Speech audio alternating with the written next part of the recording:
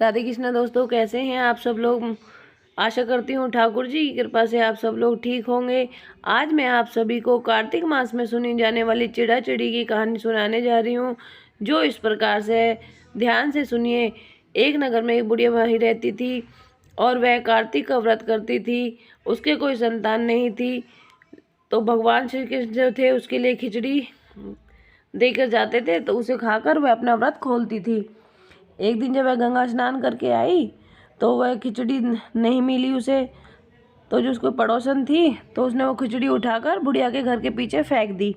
बुढ़िया को खिचड़ी नहीं मिली, बेचारी ढूंढती रही, इधर उधर सारे में ढूंढा उसने, लेकिन उसे खिचड़ी नहीं मिली। अब तो वो यही बोलती रही, कहाँ गई मेरी खिचड़ी, कहाँ गया मेरा बेला। बेचारी ये बोलते बोलते उस दिन में भूखी ही सो गई।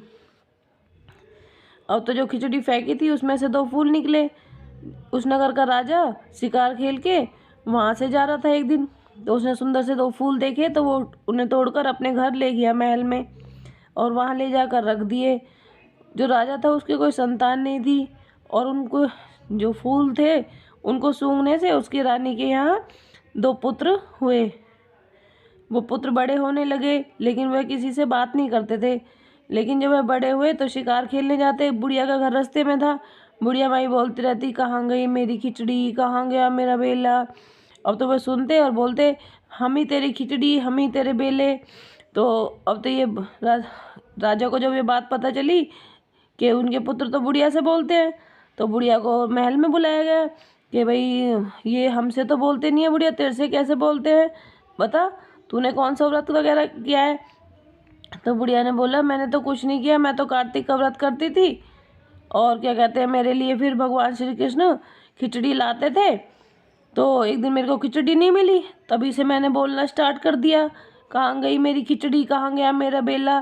तो वो राजा के जो पुत्र थे ये सब बातें सुनकर बोलने लगे कि हम ही तेरी खिचड़ी है, हम ही तेरे बेले हैं। जो तुम्हारे पड़ोसन थी ना बुढ़िया, उन्होंने एक दिन खिचड़ी उठा के पीछे फेंक दी थी। उस खिचड़ी से 2 फूल बने, उन्हें राजा उठाकर ले आए और उनसे हम 2 इनके पुत्र बन गए।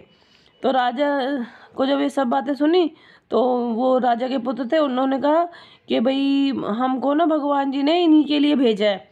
तो जब राजा को सब बात पता चली, भाई ऐसे से बात है, कार्तिक के व्रत के प्रभाव से मेरे भी पुत्र हो गए बुढ़िया की वजह से। अब तो राजा खुश हो गया कि भाई अब तो उसके पुत्र बोलने भी लगे बुढ़िया की वजह से। सारी बातें राजा को पता चली, तो राजा ने बुढ़िया को महल में ही रख लिया, और अब तो सारे सब खुशी खुशी रहने लगे। बुढ़िया भी बहुत खुश हुई, भगवान का पूजन करती रही और भगवान का धन्यवाद करती रही। जैसे कार्तिक के देव और श्री कृष्ण भगवान बुढ़िया माई के लिए बरसे और उसकी लाज रखी। भगवान सभी किसी की लाज रखना। अगर कथा पसंद आए तो लाइक करना, शेयर करना, कमेंट करना और चैनल को सब्सक्राइब करना। प्रेम से बोलो राधे राधे।